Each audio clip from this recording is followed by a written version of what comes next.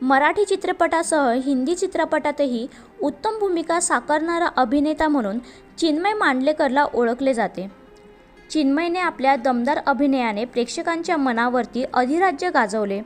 गेल्या काही वर्षांपासून चिन्मय मांडलेकर हा छत्रपती शिवाजी महाराजांची भूमिका साकारत आहे। त्याच्या या भूमिकेला प्रेक्षकांची उदंड प्रतिसाद मिळताना दिसत आहे।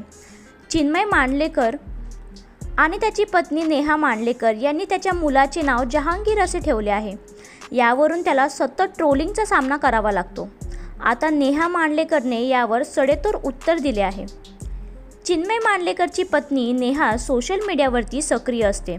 आता नेहाने इंस्टाग्रामवरती 2 पोस्ट शेअर केल्या आहेत। या पोस्टमध्ये तिने घडलेला प्रकार सविस्तरपणे सांगितलाय।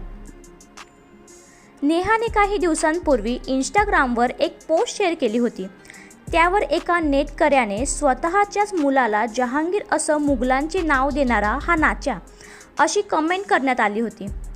त्यावर नेहाने सडेतोड उत्तर दिलं आहे।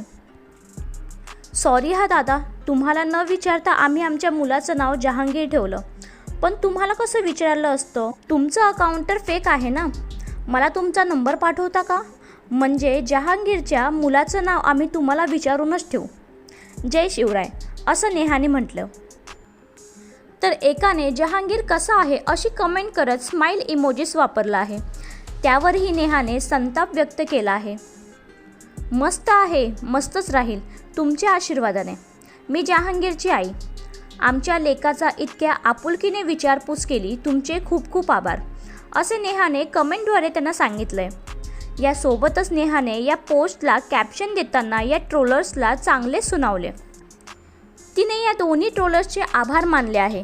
धन्यवाद, तुम्ही इतकं छान बोलता आमच्याबद्दल, आमच्या मुलाबद्दल। तुमचे हे ज्ञानामृत वारंवार शेअर करायची आम्हाला संधी दिली। देव तुमचं भलं करो, अनेक सदिच्छा असं नेहाने म्हटलं आहे।